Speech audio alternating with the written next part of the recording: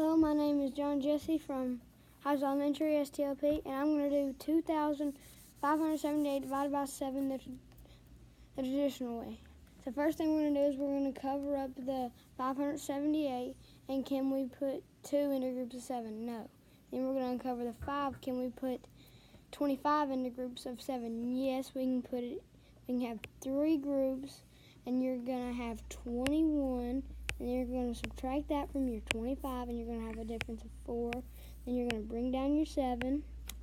And can you put 47 into groups of 7? Yes, you can have 6 of them, and then that's going to be a 42. And then you're going to subtract that. And you're going to have a difference of 5. And then you're going to bring down your 8. That means it would be 58.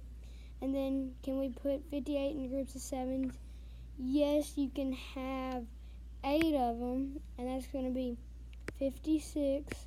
Then you subtract that, and then it's 2, and the 2 is your remainder.